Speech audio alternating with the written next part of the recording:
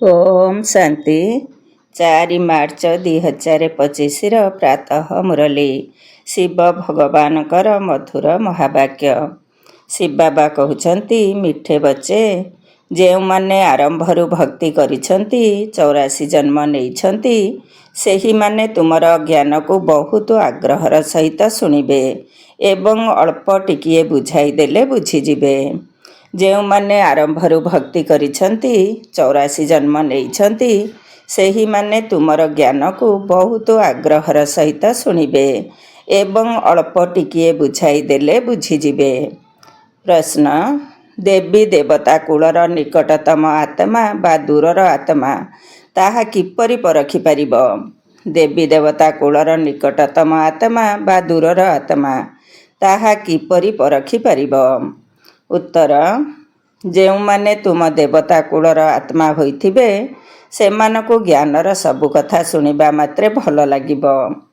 सेमाने कौनसी द्वंद्वरे पड़िबे नाही। जिए जेते अधिक भक्ति करिथिबे सिए सेते अधिक शुणिबा पाई चेष्टा करिबे। तेणु संतान मानकु नाड़ी अर्थात लक्षण देखि सेवा करिबा उचित। ओम शांति। आत्मार पिता बसी आत्मिक संतान मानकु बुझाउछंती। एक कथा तो पिला माने बुझीगलेनी जे आत्मिक पिता हेउछंती निराकार। यही शरीर माध्यम रे बसी बुझाउछंती आमे आत्मा माने मध्य निराकार अटु। यही शरीर द्वारा शुणुछु। तेबे एबे दुई जन पिता एकत्र अछंती ना? पिला माने जानिछंती दुई जन पिता यही ठारे अछंती। तृतीय पिता को तुमे जानिछ किंतु लौकिक पिता ठारू ये अलौकिक पिता श्रेष्ठ अटंती। एहांक ठारू पुणी पारलौकिक पिता श्रेष्ठ क्रमानुसारे अछंती ना? तेणु सही लौकिक संबंधरू बुद्धिजोग हटी यही दुई जनक सहित जोड़ी होई जाउछि। बाबा बसी बुझाउछंती मनुष्य मानकु किपरि बुझाइबाकु हेबो। तुम पाखकु तो मेला प्रदर्शनी को बहुत आत्मा आसुछंती। एक कथा मध्य तुमे जानिछ जे 84 जन्म तो समस्ते नेउ नथिबे। एक कथा किपरि जणा पड़िबो जे ये 84 जन्म नेउथिबा आत्मा अथवा 10 जन्म बा 20 जन्म नेउथिबा आत्मा अटंती। तुमे माने एक कथा एबे जानुछ जे जी आरंभरू बहुत भक्ति करिथिबे तांकु फल मध्य सेतिकी शीघ्र एवं फल मिलिब। अल्प भक्ति करिथिबे आउ विलंबरे करिथिबे तेबे फल मध्य अल्प एवं विलंबरे मिलिब। एक कथा बाबा सेवाधारी पिलामानक पाई बुझाउछंती। तुमे भारतवासी कुहत देवी देवता मानकु मानुछु। भारत रे यही लक्ष्मी नारायणकर राज्य थिला ना? जी 84 जन्म नैथिबे अर्थात आरंभरू भक्ति करिथिबे से तुरंत बुझीजिबे। वास्तव रे आदि सनातन देवी देवता धर्म थिला। रुचिर सहित शुणिबे। केही तो यही परी केवल देखि करि चली जाउछंती किछि पचारू भी नाहंती जेपरि कि बुद्धि रे पशु नाही। तेणु तांक पाई बुझिबाकु हेबो जे ये वर्तमान पर्यंत ये कूलर होई नाहंती। आगकु गले बुझी भी जाई पारंती। केतेक अछंती जेउ माने कि बुझाइबा समय रे तुरंत मुंड हलाई थांती। वास्तव रे यही हिसाब रे 84 जन्म तो ठीक अछि। जदि कहउछंती आमे किपरि जानिबु जे पूरा 84 जन्म नैछु कि नाही? अच्छा 84 न हेले 82 जन्म तो नैथिबो। देवता धर्म रे तो आसीथिबो ना? देख येतिकी जदि बुद्धि रे ग्रहण हेउ नाही तेबे बुझी नियो ये 84 जन्म नैथिबा आत्मा नुहंती। दूर रे थिबा आत्मा कम शुणिबे। जेते अधिक भक्ति करिथिबे सेते अधिक शुणिबा पाई आकर्षित हेबे। तुरंत बुझीजिबे। कम बुझुथिले जानि नियो जे ये विलंबरे आसिला वाला अटंती। भक्ति मध्य डेरी रे करथिबे। बहुत भक्ति कला वाला इशारा द्वारा बुझीजिबे। ड्रामार पुनरावृत्ति तो हेउछि ना? सबु किछिर आधार भक्ति उपरे रहिछि। ये ब्रह्मा बाबा सबुठारु नंबर 1 भक्ति करिछंती ना? कम भक्ति करिथिले फल मध्य कम मिलिब। ए सबु बुझिबार कथा अटे। मोटा बुद्धिया होइथिले धारणा करि परिबे नाही। ଏହି ମେଳା ପ୍ରଦର୍ଶନୀ ସବୁ ତ ହୋଇ ଚାଲିଥିବ। ସବୁ ଭାଷାରେ ବହି ଛପାଯିବ। ସାରା ଦୁନିଆକୁ ବୁଝାଇବାକୁ ହେବ ନା ତୁମେ ସଚ୍ଚା ସଚ୍ଚା ସନ୍ଦେଶ ବାହକ ଅଟ। ସେହି ଧର୍ମସ୍ଥାପକମାନେ ତ କିଛି ବି କରୁନାହାନ୍ତି ନା ସେମାନେ ଗୁରୁ ଅଟନ୍ତି। ଯଦିଓ ତାଙ୍କୁ ଗୁରୁ କହୁଛନ୍ତି, କିନ୍ତୁ ସେମାନେ ତ କୌଣସି ସଦ୍ଗତିଦାତା ନୁହନ୍ତି। ସେମାନେ ଯେତେବେଳେ ଆସୁଛନ୍ତି ତାଙ୍କର ସଂସ୍ଥା ହିଁ ନଥାଏ। ତେବେ ସଦ୍ଗତି କାହାର କରିବେ? ସିଏ ହିଁ ଗୁରୁ ଯିଏ ସଦ୍ଗତି ଦେଇଥାନ୍ତି, ଦୁଃଖର ଦୁନିଆରୁ ଶାନ୍ତିଧାମକୁ ନେଇଯାଇଥାନ୍ତି। ଯୀଶୁଖ୍ରୀଷ୍ଟ ଆଦି ଗୁରୁ ନୁହନ୍ତି। ସେମାନେ କେବଳ ଧର୍ମସ୍ଥାପକ ଅଟନ୍ତି। ତାଙ୍କର ଆଉ କୌଣସି ପଦବୀ ନାହିଁ। ସେହିମାନଙ୍କର ହିଁ ପଦବୀ ରହିଛି, ଯିଏ ପ୍ରଥମେ ପ୍ରଥମେ ସତପ୍ରଧାନରେ ପୁଣି ସତ ରଜ ତମଃକୁ ଆସୁଛନ୍ତି। ଅନ୍ୟ ଧର୍ମସ୍ଥାପକମାନେ ତ କେବଳ ନିଜର ଧର୍ମ ସ୍ଥାପନ କରି ପୁନର୍ଜନ୍ମ ନେଇ ଚାଲିଥାନ୍ତି। ପୁଣି ଯେତେବେଳେ ସମସ୍ତଙ୍କର ତମଃପ୍ରଧାନ ଅବସ୍ଥା ହୋଇଯାଇଥାଏ, ସେତେବେଳେ ବାବା ଆସି ସମସ୍ତଙ୍କୁ ପବିତ୍ର କରି ନେଇଯାଇଥାନ୍ତି। ପବିତ୍ର ହୋଇଗଲେ ପୁଣି ପତିତ ଦୁନିଆରେ ରହିପାରିବେ ନାହିଁ। ପବିତ୍ର ଆତ୍ମାମାନେ ମୁକ୍ତି ଅର୍ଥାତ୍ ଶାନ୍ତିଧାମକୁ ଯାଇ ପୁଣି ଜୀବନ ମୁକ୍ତିକୁ ଅର୍ଥାତ୍ ସ୍ୱର୍ଗକୁ ଆସିବେ। କହୁଛନ୍ତି ମଧ୍ୟ ସେ ମୁକ୍ତିଦାତା ଅଟନ୍ତି, ଗାଇଡ଼ ଅଟନ୍ତି, କିନ୍ତୁ ଏହାର ଅର୍ଥ ବି ବୁଝିପାରୁନାହାନ୍ତି। ଅର୍ଥ ବୁଝିଗଲେ ତ ତାଙ୍କୁ ଜାଣିଯାଇଥାନ୍ତେ। ସତ୍ୟ ଯୁଗରେ ଭକ୍ତି ମାର୍ଗର ଶବ୍ଦ ମଧ୍ୟ ବନ୍ଦ ହୋଇଯିବ। ଏହା ମଧ୍ୟ ଡ୍ରାମାରେ ନିର୍ଦ୍ଧାରିତ ହୋଇ ରହିଛି ଯେ ସମସ୍ତେ ନିଜ ନିଜର ଅଭିନୟ କରୁଛନ୍ତି। ଜଣେ ହେଲେ ବି କେହି ସଦ୍ଗତି ପାଇପାରିବେ ନାହିଁ। ଏବେ ତୁମକୁ ଏହି ଜ୍ଞାନ ମିଳୁଛି। ବାବା ମଧ୍ୟ କହୁଛନ୍ତି, ମୁଁ କଳ୍ପ କଳ୍ପ କଳ୍ପର ସଙ୍ଗମ ଯୁଗରେ ଆସୁଛି। ଏହାକୁ କଲ୍ୟାଣକାରୀ ସଙ୍ଗମ ଯୁଗ କୁହାଯାଉଛି। ଆଉ କୌଣସି ଯୁଗ କଲ୍ୟାଣକାରୀ ନୁହେଁ। ସତ୍ୟଯୁଗ ଓ ତ୍ରେତାର ସଙ୍ଗମର କୌଣସି ମହତ୍ତ୍ୱ ନାହିଁ। ସୂର୍ଯ୍ୟବଂଶୀଙ୍କ ପରେ ପୁଣି ଚନ୍ଦ୍ରବଂଶୀ ରାଜ୍ୟ ଚାଲିଥାଏ। ପୁଣି ଚନ୍ଦ୍ରବଂଶୀଙ୍କ ପରେ ବୈଶ୍ୟବଂଶୀ ହୋଇଗଲେ, ଚନ୍ଦ୍ରବଂଶୀ ଅତୀତ ହୋଇଗଲେ। ତାପରେ କେଉଁ ପଦ ପାଉଛନ୍ତି ସେ କଥା କେହି ଜାଣି ନଥାନ୍ତି। ଚିତ୍ର ଆଦି ରହିଥିବାରୁ ବୁଝିଥାନ୍ତି ଯେ ଏମାନେ ସୂର୍ଯ୍ୟବଂଶୀ ଚନ୍ଦ୍ରବଂଶୀ ଆମର ପୂର୍ବଜ ଥିଲେ। ସେମାନେ ସୂର୍ଯ୍ୟବଂଶୀ ମହାରାଜା, ଏମାନେ ଚନ୍ଦ୍ରବଂଶୀ ମହାରାଜା। ସେମାନେ ବଡ଼ ଧନବାନ ଥିଲେ। ଯେହେତୁ ସେମାନେ ଚନ୍ଦ୍ରବଂଶୀ, ତେଣୁ ଫେଲ ହେଲେ ନା? ଏସବୁ କଥା କୌଣସି ଶାସ୍ତ୍ର ଆଦିରେ ନାହିଁ। ଏବେ ବାବା ବସି ବୁଝାଉଛନ୍ତି। ସମସ୍ତେ କହୁଛନ୍ତି, ଆମକୁ ମୁକ୍ତ କର, ପତିତରୁ ପାବନ କରାଅ।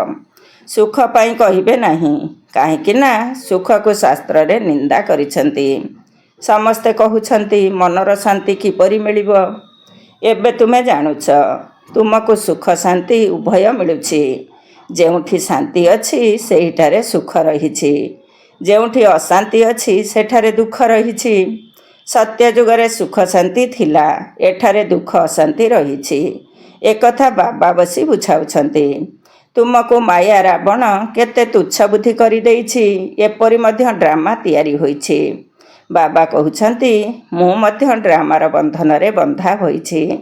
ବର୍ତ୍ତମାନ ହିଁ ମୋର ପାର୍ଟ ରହିଛି, ଯାହାକି ମୁଁ କରୁଛି। କହୁଛନ୍ତି ମଧ୍ୟ, ବାବା କଳ୍ପ କଳ୍ପ ଆପଣ ହିଁ ଆସି ଭ୍ରଷ୍ଟାଚାରୀ ପତିତରୁ ଶ୍ରେଷ୍ଠାଚାରୀ ପାବନ କରୁଛନ୍ତି। ଭ୍ରଷ୍ଟାଚାରୀ ହୋଇଛ ରାବଣ ଦ୍ୱାରା। ଏବେ ବାବା ଆସି ମନୁଷ୍ୟରୁ ଦେବତା କରୁଛନ୍ତି। ଏପରି ଅକାଳ ତଖତର ଯେଉଁ ଗାୟନ ରହିଛି, ତାର ଅର୍ଥ ମଧ୍ୟ ବାବା ହିଁ ଆସି ବୁଝାଉଛନ୍ତି। ଯେଉଁମାନେ ଅମୃତସରରେ ଥିବା ଅକାଳ ତଖତରେ ବସୁଛନ୍ତି, ସେମାନେ ମଧ୍ୟ ଏହାର ଅର୍ଥକୁ ବୁଝିନାହାନ୍ତି। ବାବା ହିଁ ତୁମକୁ ବୁଝାଇଛନ୍ତି। ଆତ୍ମାମାନେ ଅକାଳ ମୂରତ ଅଟନ୍ତି। ଆତ୍ମାର ରଥ ହେଉଛି ଏହି ଶରୀର। ଏହା ଉପରେ ଅକାଳ ଅର୍ଥାତ୍ ଯାହାକୁ କାଳ ଖାଏ ନାହିଁ, ସେହି ଆତ୍ମା ବିରାଜମାନ ହୋଇଛି। ସତ୍ୟ ଯୁଗରେ ତୁମକୁ କାଳ ଖାଇବ ନାହିଁ। ଅକାଳ ମୃତ୍ୟୁ କେବେ ହେବ ନାହିଁ। ତାହା ହିଁ ହେଲା ଅମର ଲୋକ। ଏହା ହେଉଛି ମୃତ୍ୟୁଲୋକ। ଅମର ଲୋକ ମୃତ୍ୟୁଲୋକର ଅର୍ଥ ମଧ୍ୟ କେହି ବୁଝୁନାହାନ୍ତି। ବାବା କହୁଛନ୍ତି, ମୁଁ ତୁମକୁ ବହୁତ ସରଳ ଭାବରେ ବୁଝାଉଛି। କେବଳ ମୋତେ ମନେ ପକାଇଲେ ତୁମେ ପବିତ୍ର ହୋଇଯିବ। ସାଧୁ ସନ୍ଥ ଆଦି ମଧ୍ୟ ଗାୟନ କରୁଛନ୍ତି, ହେ ପତିତ ପାବନ। ପତିତ ପାବନ ବାବାଙ୍କୁ ଡାକୁଛନ୍ତି। ଯେଉଁଆଡ଼େ ଗଲେ ମଧ୍ୟ ନିଶ୍ଚୟ କହିବେ ପତିତ ପାବନ। ସତ୍ୟ ତ କେବେ ହେଲେ ଲୁଚି ରହିପାରିବ ନାହିଁ। ତୁମେ ଜାଣୁଛ, ଏବେ ପତିତ ପାବନ ବାବା ଆସିଛନ୍ତି, ଆମକୁ ରାସ୍ତା ବତାଉଛନ୍ତି। କଳ୍ପ ପୂର୍ବରୁ ମଧ୍ୟ କହିଥିଲି ଯେ ନିଜକୁ ଆତ୍ମା ଭାବି ମୋତେ ମନେ ପକାଅ, ତେବେ ତୁମେ ଶତପ୍ରଧାନ ହୋଇଯିବ। ମୁଁ ପ୍ରେମିକ, ତୁମେ ସମସ୍ତେ ମୋର ପ୍ରେମିକା ଅଟ। ଦୁନିଆରେ ଥିବା ପ୍ରେମିକ ପ୍ରେମିକା ତ ଗୋଟିଏ ଜନ୍ମ ପାଇଁ ହୋଇଥାନ୍ତି। ତୁମେ ଜନ୍ମ ଜନ୍ମାନ୍ତରର ପ୍ରେମିକା ଅଟ। ହେ ପ୍ରଭୁ କହି ମନେ ପକାଇ ଆସିଛ, ଦାତା ତ ଏକମାତ୍ର ବାବା ଅଟନ୍ତି ନା? ପିଲାମାନେ ସମସ୍ତେ ପିତାଙ୍କ ଠାରୁ ହିଁ ମାଗିବେ ନା? ଆତ୍ମା ଯେବେ ଦୁଃଖୀ ହୋଇଥାଏ ତେବେ ପିତାଙ୍କୁ ମନେ ପକାଇଥାଏ। ସୁଖରେ କେହି ମନେ ପକାଇ ନଥାନ୍ତି, ଦୁଃଖରେ ୟାଦ କରିଥାନ୍ତି, ବାବା ଆସି ସଦ୍ଗତି ଦିଅ। ଯେପରି ଗୁରୁଙ୍କ ପାଖକୁ ଯାଇ କହିଥାନ୍ତି, ଆମକୁ ସନ୍ତାନଟିଏ ଦିଅ। ଆଚ୍ଛା, ପିଲା ମିଳିଗଲା ତ ବହୁତ ଖୁସି ହୋଇଥାନ୍ତି, ପିଲା ନହେଲେ କହିଥାନ୍ତି ଈଶ୍ୱରଙ୍କ ଇଚ୍ଛା। ଡ୍ରାମାକୁ ତ ସେମାନେ ବୁଝି ହିଁ ନାହାନ୍ତି। ଯଦି ସେମାନେ ଡ୍ରାମା କହିବେ ତେବେ ସବୁକିଛି ଜାଣିଥିବା ଦରକାର। ତୁମେମାନେ ଡ୍ରାମାକୁ ଜାଣିଛ, ଆଉ କେହି ଜାଣିନାହାନ୍ତି। ନା, ଏକଥା କୌଣସି ଶାସ୍ତ୍ରରେ ଅଛି। ଡ୍ରାମା ଅର୍ଥାତ୍ ଡ୍ରାମା। ଡ୍ରାମାର ଆଦି ମଧ୍ୟ ଅନ୍ତ ବିଷୟରେ ଜାଣିଥିବା ଦରକାର। ବାବା କହୁଛନ୍ତି, ମୁଁ 5000 ବର୍ଷ ପରେ ଆସୁଛି। ଏହି 4ଟି ଯୁଗ ବିଲକୁଲ ସମାନ ଅଟେ। ସ୍ୱସ୍ତିକା ଅର୍ଥାତ୍ ସୃଷ୍ଟିଚକ୍ରର ମଧ୍ୟ ମହତ୍ତ୍ୱ ରହିଛି ନା? ବ୍ୟବସାୟୀମାନେ ଖାତା ତିଆରି କରିବା ସମୟରେ ସ୍ୱସ୍ତିକା ଚିତ୍ର ତିଆରି କରିଥାନ୍ତି। ଏହା ମଧ୍ୟ ଖାତା ଅଟେ ନା? ଆମର ଲାଭ ଓ କ୍ଷତି କିପରି ହେଉଛି? କ୍ଷତି ହୋଇ ହୋଇ ଏବେ ପୁରା କ୍ଷତି ହୋଇଯାଇଛି। ଏହା ହାର ଜିତର ଖେଳ ଅଟେ। ପଇସା ଅଛି ଏବଂ ସ୍ୱାସ୍ଥ୍ୟ ଅଛି ତ ସୁଖ ଅଛି। ପଇସା ଥାଇ ସ୍ୱାସ୍ଥ୍ୟ ଠିକ୍ ନଥିଲେ ତେବେ ସୁଖ ନାହିଁ। ତୁମକୁ ସ୍ୱାସ୍ଥ୍ୟ ସମ୍ପତ୍ତି ଉଭୟ ଦେଉଛି, ତେଣୁ ଖୁସିରେ ନିଶ୍ଚୟ ରହିବ। କେହି ଯଦି ଶରୀର ଛାଡ଼ିଥାନ୍ତି ତେବେ ମୁଖରେ ତ କହିଥାନ୍ତି ଅମୁକ ସ୍ୱର୍ଗକୁ ଗଲା, କିନ୍ତୁ ଭିତରେ ଦୁଃଖୀ ହୋଇଥାନ୍ତି। ଏଥିରେ ତ ଆହୁରି ଖୁସି ହେବା ଉଚିତ। ପୁଣି ତାଙ୍କ ଆତ୍ମାକୁ ନର୍କକୁ କାହିଁକି ଡାକୁଛନ୍ତି? କିଛି ବି ଜ୍ଞାନ ନାହିଁ। ବର୍ତ୍ତମାନ ବାବା ଆସି ଏହିସବୁ କଥା ବୁଝାଉଛନ୍ତି। ବୀଜ ଏବଂ ବୃକ୍ଷର ରହସ୍ୟ ବୁଝାଉଛନ୍ତି। ଏହିପରି କଳ୍ପବୃକ୍ଷର ଚିତ୍ର ଆଉ କେହି ତିଆରି କରିପାରିବେ ନାହିଁ। ଏହାକୁ ବ୍ରହ୍ମା ତିଆରି କରିନାହାନ୍ତି। ଏହାଙ୍କର କେହି ଗୁରୁ ନଥିଲେ। ଯଦି ଥାନ୍ତେ ତେବେ ତାଙ୍କର ଆହୁରି ମଧ୍ୟ ଶିଷ୍ୟ ଥାନ୍ତେ ନା? ଲୋକମାନେ ଭାବୁଛନ୍ତି ଏହାକୁ କୌଣସି ଗୁରୁ ଶିଖାଇଛନ୍ତି ଅଥବା କହୁଛନ୍ତି ପରମାତ୍ମାଙ୍କ ଶକ୍ତି ପ୍ରବେଶ କରୁଛି। ଆରେ, ପରମାତ୍ମାଙ୍କ ଶକ୍ତି କିପରି ପ୍ରବେଶ କରିବ? ବିଚରା କିଛି ବି ଜାଣିନାହାନ୍ତି। ବାବା ନିଜେ ବସି କହୁଛନ୍ତି, ମୁଁ କହିଥିଲି ମୁଁ ଏକ ସାଧାରଣ ବୃଦ୍ଧ ଶରୀରରେ ଆସିଥାଏ, ଆସି ତୁମକୁ ପଢ଼ାଇଥାଏ। ଇଏ ମଧ୍ୟ ଶୁଣୁଛନ୍ତି, ଧ୍ୟାନ ତ ମୋ ସହ ରହିଛି। ଇଏ ମଧ୍ୟ ଛାତ୍ର ଅଟନ୍ତି। ଇଏ ନିଜକୁ ଆଉ କିଛି ଉପାଧି ଦେଉନାହାନ୍ତି। ପ୍ରଜାପିତା ମଧ୍ୟ ଛାତ୍ର ଅଟନ୍ତି। ଯଦିଓ ଇଏ ବିନାଶର ସାକ୍ଷାତକାର କରିଛନ୍ତି, କିନ୍ତୁ କିଛି ହେଲେ ବୁଝିନଥିଲେ। ଧୀରେ ଧୀରେ ସବୁ ବୁଝି ଚାଲିଲେ। ଯେପରି ତୁମେ ବୁଝୁଛ, ବାବା ତୁମକୁ ବୁଝାଉଛନ୍ତି। ମଝିରେ ଇଏ ମଧ୍ୟ ବୁଝି ଯାଉଛନ୍ତି, ପାଠ ପଢ଼ୁଛନ୍ତି। ପ୍ରତ୍ୟେକ ଛାତ୍ର ପଢ଼ିବା ପାଇଁ ପୁରୁଷାର୍ଥ କରୁଛନ୍ତି। ବ୍ରହ୍ମା, ବିଷ୍ଣୁ, ଶଙ୍କର ତ ସୂକ୍ଷ୍ମବତନବାସୀ ଅଟନ୍ତି। ସେମାନଙ୍କର କ'ଣ ପାଟ ରହିଛି ଏକଥା ମଧ୍ୟ କେହି ଜାଣିନାହାନ୍ତି। ବାବା ପ୍ରତ୍ୟେକ କଥା ନିଜେ ବୁଝାଉଛନ୍ତି। ତୁମେ କୌଣସି ପ୍ରଶ୍ନ ପଚାରିପାରିବ ନାହିଁ। ଉପରେ ଅଛନ୍ତି ଶିବ ପରମାତ୍ମା, ତାଙ୍କ ତଳକୁ ଅଛନ୍ତି ଦେବତାମାନେ। ତାଙ୍କୁ କିପରି ଏକାଠି କରିଦେଇପାରିବା? ଏବେ ତୁମେ ଜାଣୁଛ, ବାବା ଏହାଙ୍କ ଶରୀରରେ ଆସି ପ୍ରବେଶ କରୁଛନ୍ତି। ସେଥିପାଇଁ କୁହାଯାଉଛି ବାପ ଦାଦା। ବାବା ଅଲଗା, ଦାଦା ଅଲଗା ଅଟନ୍ତି। ବାବା ଶିବ, ଦାଦା ବ୍ରହ୍ମା ଅଟନ୍ତି। ଏହାଙ୍କ ଦ୍ୱାରା ଶିବଙ୍କ ଠାରୁ ବର୍ଷା ମିଳୁଛି। ବ୍ରାହ୍ମଣ ହେଉଛନ୍ତି ବ୍ରହ୍ମାଙ୍କର ସନ୍ତାନ। ବାବା ଡ୍ରାମାର ପ୍ଲାନ ଅନୁସାରେ ପୋଷ୍ୟ କରିଛନ୍ତି। ବାବା କହୁଛନ୍ତି, ଇଏ ନମ୍ବର 1 ଭକ୍ତ ଅଟନ୍ତି। 84 ଜନ୍ମ ମଧ୍ୟ ଇଏ ନେଉଛନ୍ତି। ଶ୍ୟାମଳ ଏବଂ ଗୋରା ମଧ୍ୟ ଏହାଙ୍କୁ କୁହାଯାଉଛି। କୃଷ୍ଣ ସତ୍ୟ ଯୁଗରେ ଗୋରା ଥିଲେ, କଳି ଯୁଗରେ ଶ୍ୟାମଳ ହୋଇଯାଇଛନ୍ତି। ପତିତ ହୋଇଥିବାରୁ ପୁଣି ପବିତ୍ର ହେଉଛନ୍ତି। ତୁମେ ମଧ୍ୟ ଏହିପରି ହେଉଛ। ଏହା ହେଉଛି ଲୌହ ଯୁଗ ଦୁନିଆ, ତାହା ହେଉଛି ସୁବର୍ଣ୍ଣ ଯୁଗୀ ଦୁନିଆ। ସିଡ଼ି ଚିତ୍ର ବିଷୟରେ କେହି ଜାଣିନାହାନ୍ତି। ଯେଉଁମାନେ ପଛରେ ଆସୁଛନ୍ତି ସେମାନେ 84 ଜନ୍ମ ନେଉନାହାନ୍ତି। ସେମାନେ ନିଶ୍ଚିତ କମ୍ ଜନ୍ମ ନେବେ। ପୁଣି ତାଙ୍କୁ ସିଡ଼ି ଚିତ୍ରରେ କିପରି ଦେଖାଇ ପାରିବେ? ବାବା ବୁଝାଇଛନ୍ତି, ସବୁଠାରୁ ଅଧିକ ଜନ୍ମ କିଏ ନେଉଛନ୍ତି, ସବୁଠାରୁ କମ୍ ଜନ୍ମ କିଏ ନେଉଛନ୍ତି? ଏହା ହେଉଛି ଜ୍ଞାନ। ବାବା ହିଁ ନଲେଜଫୁଲ୍, ପତିତ ପାବନ ଅଟନ୍ତି। ଆଦି ମଧ୍ୟ ଅନ୍ତର ଜ୍ଞାନ ଶୁଣାଉଛନ୍ତି। ମୁନି ଋଷିମାନେ କିଛି ଜାଣୁନାହୁଁ ବୋଲି କହି ଆସିଛନ୍ତି। ନିଜର ଆତ୍ମାକୁ ହିଁ ଜାଣିନାହାନ୍ତି। ତେବେ ବାବାଙ୍କୁ ପୁଣି କିପରି ଜାଣିପାରିବେ? କେବଳ କଥାକୁ ମାତ୍ର କହିଦେଉଛନ୍ତି, କିନ୍ତୁ ଆତ୍ମା କ'ଣ କିଛି ହେଲେ ଜାଣିନାହାନ୍ତି। ତୁମେ ଏବେ ଜାଣୁଛ ଆତ୍ମା ଅବିନାଶୀ ଅଟେ। ସେଥିରେ 84 ଜନ୍ମର ଅବିନାଶୀ ପାର୍ଟ ନିର୍ଦ୍ଧାର୍ଯ୍ୟ ହୋଇ ରହିଛି। ଏତେ ଛୋଟ ଆତ୍ମାରେ କେତେ ପାର୍ଟ ନିର୍ଦ୍ଧାରିତ ହୋଇ ରହିଛି। ଯିଏ ଭଲ ଭାବରେ ଶୁଣୁଛନ୍ତି ଏବଂ ବୁଝୁଛନ୍ତି ତାଙ୍କ ପାଇଁ ବୁଝାଯାଏ ଇଏ ନିକଟତମ ଆତ୍ମା ଅଟନ୍ତି। ଯଦି ବୁଝିପାରୁନାହାନ୍ତି ତେବେ ବିଳମ୍ବରେ ଆସିବେ। ଶୁଣାଇବା ସମୟରେ ନାଡ଼ି ଅର୍ଥାତ୍ ଲକ୍ଷଣ ମଧ୍ୟ ଦେଖିବାକୁ ହୁଏ। ବୁଝାଇଲା ବାଲା ମଧ୍ୟ କ୍ରମାନୁସାରେ ଅଛନ୍ତି ନା। ଏହା ତୁମର ପାଠପଢ଼ା ଅଟେ। ରାଜଧାନୀ ସ୍ଥାପନ ହେଉଛି। କେହି ତ ଉଚ୍ଚରୁ ଉଚ୍ଚ ରାଜପଦ ପାଉଛନ୍ତି, କେହି ପୁଣି ପ୍ରଜାରେ ଯାଇ ଚାକର ବାକର ହେବେ। ବାକି ହଁ, କଥା ଏତିକି ଯେ ସତ୍ୟ ଯୁଗରେ କୌଣସି ଦୁଃଖ ନଥାଏ। ତାକୁ ହିଁ ସୁଖଧାମ ବହିସ୍ଥ କୁହାଯାଇଛି। ତାହା ଅତୀତ ହୋଇଯାଇଛି। ସେଥିପାଇଁ ତ ମନେ ପକାଉଛନ୍ତି ନା। ମନୁଷ୍ୟ ଭାବୁଛନ୍ତି ସ୍ୱର୍ଗ ଆକାଶରେ ଅଛି।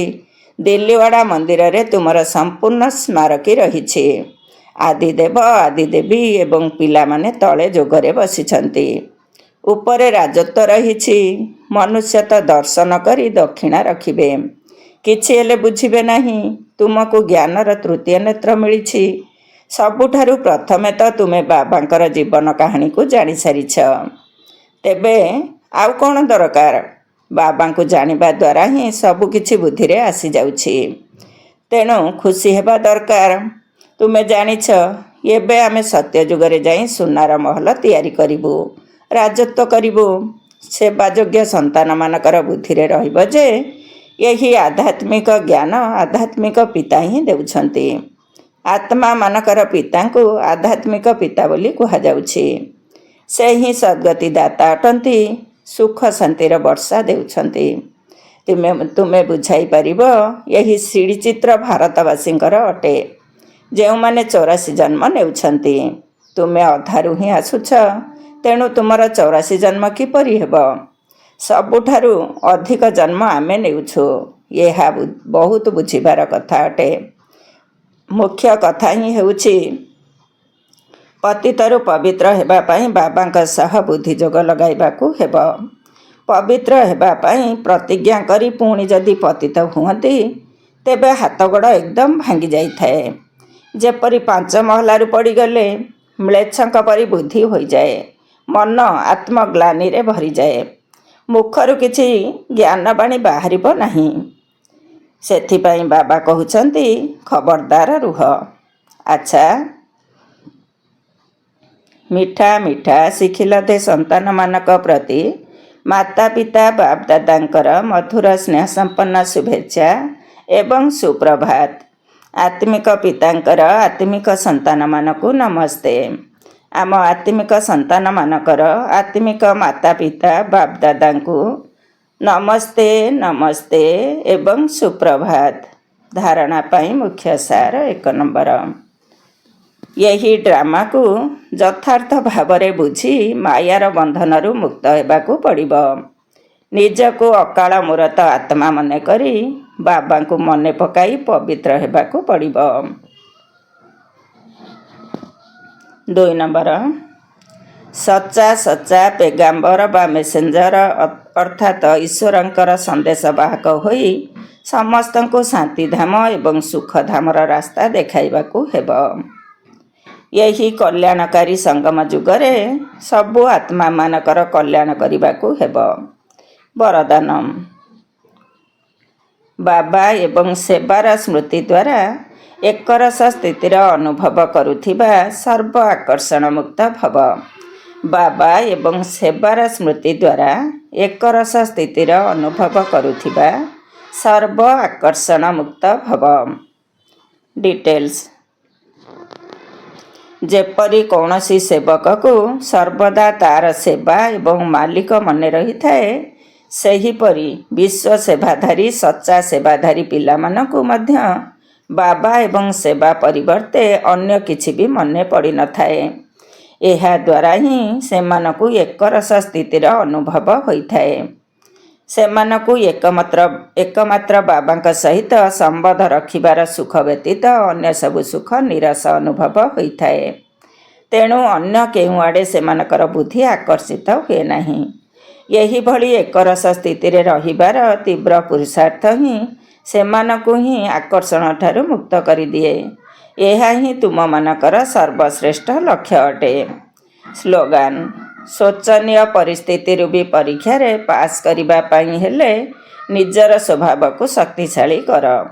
ଶୋଚନୀୟ ପରିସ୍ଥିତି ରୂପୀ ପରୀକ୍ଷାରେ ପାସ୍ କରିବା ପାଇଁ ହେଲେ ନିଜର ସ୍ୱଭାବକୁ ଶକ୍ତିଶାଳୀ କର। ଓମ୍ ଶାନ୍ତି। ଆଜିର ଅବ୍ୟକ୍ତ ଇସାରା। ସତ୍ୟତା ଏବଂ ସଭ୍ୟତା ରୂପୀ ସଂସ୍କୃତିକୁ ଆପଣାଅ। 4 ନମ୍ବର। ଯେତେବେଳେ ବି କୌଣସି ଅସତ୍ୟ କଥା ଦେଖୁଛ, ଶୁଣୁଛ, ତେବେ ଅସତ୍ୟରେ ବାୟୁମଣ୍ଡଳକୁ ଚତୁର୍ଦିଗରେ ବିସ୍ତାରିତ କର ନାହିଁ।